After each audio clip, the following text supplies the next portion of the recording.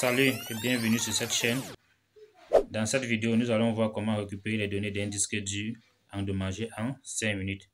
Nous avons mis notre disque dur dans le box pour pouvoir facilement la connecter au port USB de notre ordinateur.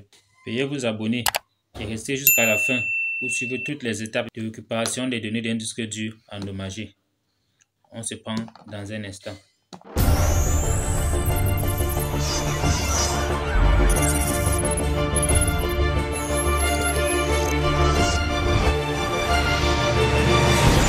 Après avoir connecté le disque dur au port USB de notre ordinateur, on reçoit déjà un message qui nous indique que notre disque dur ne fonctionne pas bien, c'est-à-dire ce disque dur a un problème. Pour occuper les données de ce disque là, nous allons ouvrir l'application Easy Recovery. Je vais d'ailleurs vous donner le lien de cette application en description. Restez jusqu'à la fin pour suivre minutieusement les étapes. Une fois l'application Easy Recovery est ouverte, nous allons choisir l'option Recover Data parce que nous voulons retrouver nos données.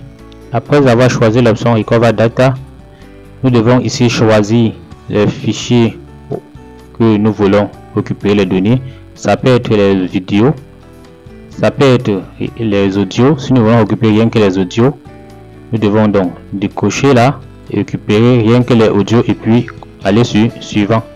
Mais pour notre cas, nous voulons récupérer toutes les données de ce disque, donc nous allons cliquer sur All Data et suivant.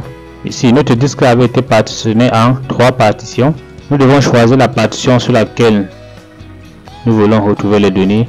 Donc pour cet exemple-ci, et pour aller un peu plus vite, je vais choisir la partition E chez moi. Après avoir choisi la partition que nous voulons récupérer les données, nous cliquons sur Scan pour pouvoir scanner cette partition d'abord avant de récupérer ces données. Une fois le scan terminé, nous cliquons sur Fermer. Là, au niveau de la brossage, nous pouvons choisir certains fichiers à exclure dans la récupération.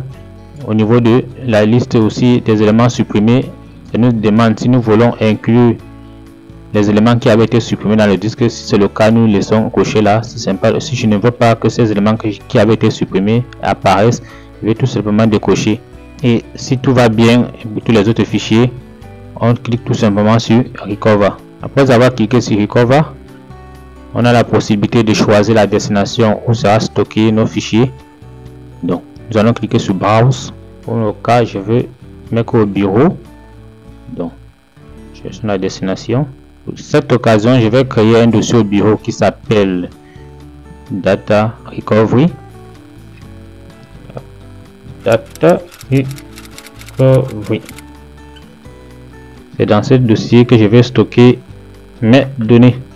Donc sélectionner et puis nous cliquons sur le bouton Start Saving pour commencer l'enregistrement.